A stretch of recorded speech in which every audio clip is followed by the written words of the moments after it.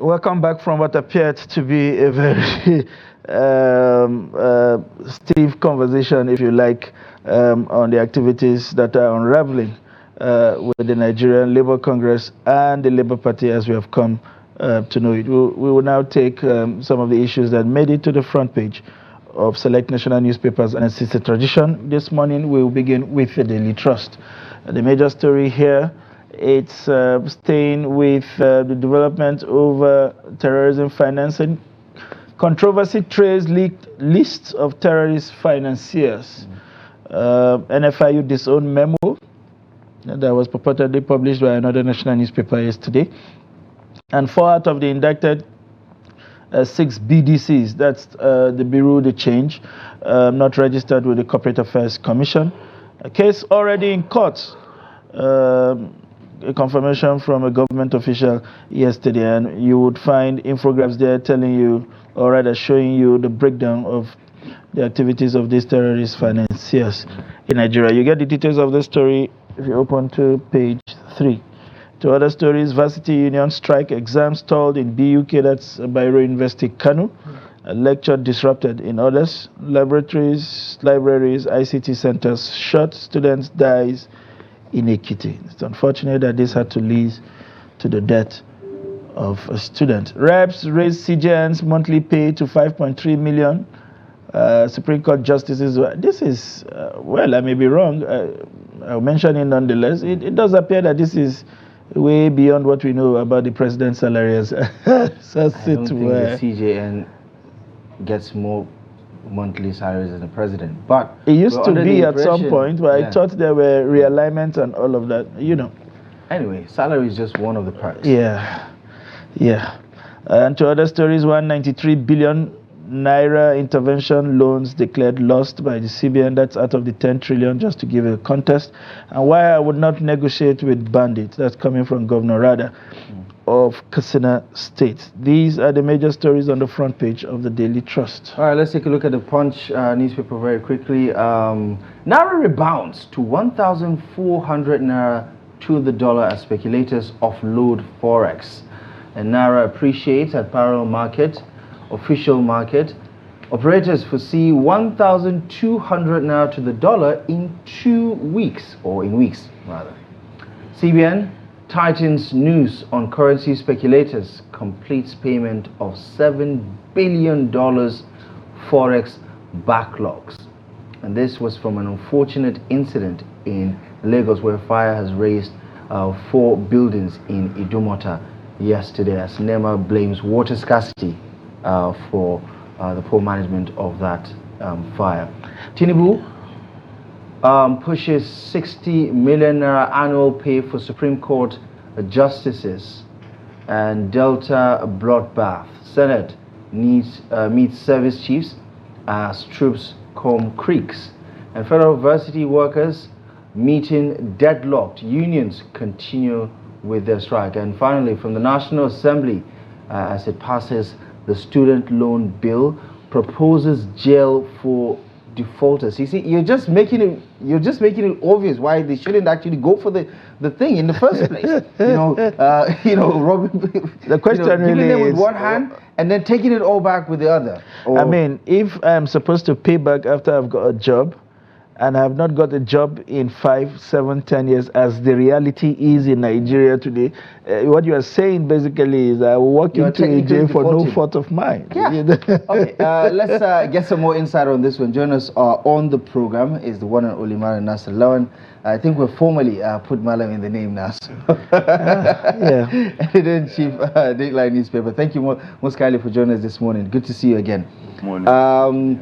Let's talk about the controversy around the leaked memo identifying 15 or thereabout terrorist financiers. 6 BDCs were also identified, was making the round. Some of these names are already well known, like Mamu, for instance, who was part of the negotiation of the Abuja train kidnap victims. What do you make of this whole controversy? I mean, the NFI has come out to debunk it and deny the leaked memo. Some of these cases are already in court, so it's like an open secret to some degree. But what do you make of it? Honestly, I don't know how that's the Punch newspaper, got to do that story. Now that the officials are denying releasing such information, probably they got it through the back door, because this is something that journalists do.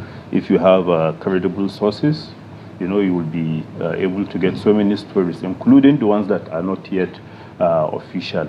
But honestly, starting with the story by the Punch, I don't see anything revealing, even though subsequently they updated it to include some names apart from Mamu, who was the person that they mentioned in the first report. But everybody knew that the man is right now being prosecuted, for helping terrorists, to get ransom from Nigerians. And then, like the Daily Trust story explained, some of them are actually have been convicted, in faraway Dubai. Probably if they are still in Nigeria, nobody knows. I think the BDC story has been out for how many years? Yeah. Close to 4 years now. Yeah, close to 4 years now. So honestly, I think Punch should either go further, to give us more information so that the credibility of the story will be restored, or they should just tell us, okay, this is the best we can get out of it, because right now I don't see us getting much out of it. Like the Daily Trust story reported, some of the BDCs, if you go to the Corporate Affairs Commission, there is no information about them. Probably they have been delisted, or they have been, something that probably happened. So I don't see much information out of this story, honestly. All right. One other story that seemed to be eliciting some kind of excitement this morning, so that it doesn't become all negative, it's the Naira strengthening in both the parallel market and the official market. In the official market, it gained nearly 90-something Naira from 160 something. It traded on Tuesday to about 1,400 and something. The parallel markets, people were asking at 1,400. We've seen a lot of development in that space. The last OMO that were issued by the CBN were largely subscribed from abroad than it is from Nigeria. We also saw yesterday that they notified us that they've cleared a backlog of over 7 billion naira in outstanding $1 billion. Right. Yeah, I need to take my breath again. $7 billion. That's really huge, an amount, and that's one of the things that accounted for the kind of distortions that we saw in that market, because people's funds were tied down, haven't carried out legitimate transactions, and all of that. And then we have seen a bit of stability in the last 2-3 weeks, with all of the fluctuations that we saw peaking at 1,900 and all. How would you describe some of the developments in that space, and what's your personal opinion with what's happening right now? Well, like you said, honestly, it's a cheering news, that the dollar is becoming stable, going down by the day or by the weeks. I don't know which one to say. But honestly, what Nigerians will be after is the fact that right now the price of commodities have refused to follow. So honestly, if we can, be able to see some fall in the price of some commodities, because we blamed the dollar, when it was spiking. When it was spiking. So honestly, now that the dollar is coming down, getting some stability, honestly, we should see prices. The prices of commodities also going. And I wish the government would just nudge these operators to say, listen, your excuse was the dollar was going up. That's why people have to pay more. Now that it's going down week on week, I think you should also do something about the pricing, because that's a good part of it. There's a good part of it from an economic point of view, though. If you refuse to come down, those who go to the markets at a cheaper rate, bring in at a cheaper rate, will then peg lower than whatever you are selling. But is that what? Well, that is how market corrections happen. So there will be new entrants, because they will enter cheap and they will sell cheap, and so you continue to retain your old stock, except you are willing to also. More often than not, we see except that this doesn't take time, so there is this wait and see disposition. of these players to say, no, we don't trust these people. Today is 1,400. We may just wake up tomorrow and it's 1,000. So just maintain your margins and stay on the safer side. The CJN, is getting a salary upgrade. I'm not sure they'll be happy with these numbers and the public. Well ahead of Nigerians as we await the new national minimum wage review. But what is your take on this one? It's as if the president is trying to put a smile on the faces of the judiciary.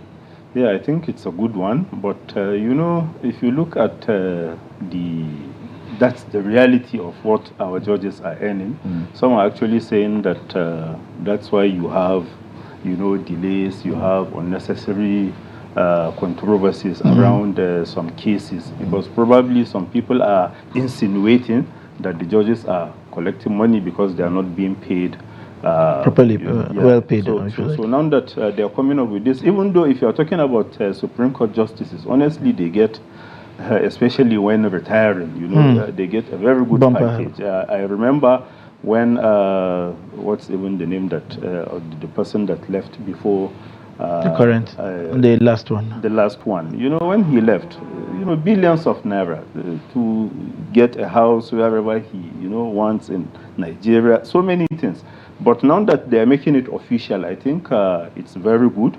We will now be able to also hold the judges to account, for them to do what is right. If maybe previously we used to say they are not being paid well and they may want to do one or two things outside the law, now they don't have any reason to do that. And I hope it will not just remain at the level of just stories like this, because right now you see workers, embarking on strike because their salaries, their emoluments have not been paid. I hope we will not see that with the case of the judges. Interesting. Somebody was saying with the rampant kidnapping and all that's happening, he was wondering whether it's a good thing to have these numbers in the public domain. But well, it is what it is. Let's move on to the SANU strike. It seemed to be biting harder. We now have about 5 or 6 or so universities now having activities disrupted, examinations in the BUK, lectures in other places, to the extent that we lost a student in Ekiti State. What exactly do you think is happening? With those days, the SANU strike is not something you worry your head about. They go on strike, lectures are continuing, but suddenly they are now beginning to picket the university, and it is taking a direct toll on activities in these universities. What do you think we should do, especially with all of this barrage of strikes from these ivory towers? If it is not SANU today, the moment they are done, the ASU guys will come back. And once those guys are done, the NASU guys will also come up with one excuse to. So you just never find a free calendar period in a year where one union in the university is not embarking on one kind of strike action or the other.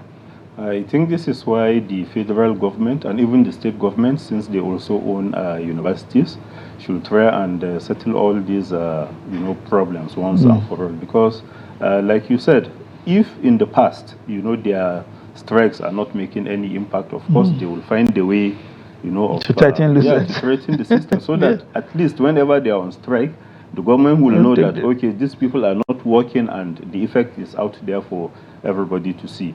But I also pity the students, the ones that are caught in all these problems, because a 4-year program should be a 4-year program, but in Nigeria it's hardly the case.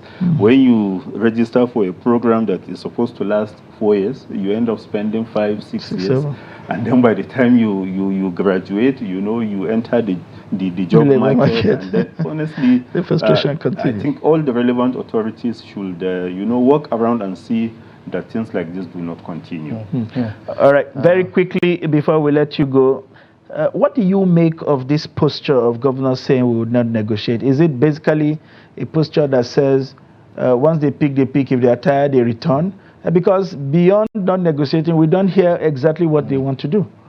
Well, it's not about saying you will negotiate or you will not negotiate, because what Nigerians actually want is to see light at the end of the tunnel. If you may decide to run through it, you may decide to crawl, what we want is a result at the end of the day. If you think not negotiating is the best way to handle it, fine and good. But if also you don't have a better alternative, then honestly I don't see why we should be talking about things like this, because the former governor of Kaduna State, maintained this posture throughout his tenure, and you can see what happened. The bandits are now back, in full force. But good to say that in Katsina it's going down a bit. So somehow, probably he knows what he is saying. Plus, I think he's also reading the room, because negotiation is not very popular with most Nigerians, and I reckon that they understand the pulse of the country, and negotiating would look like a slap in the face of all the victims as well as the survivors of these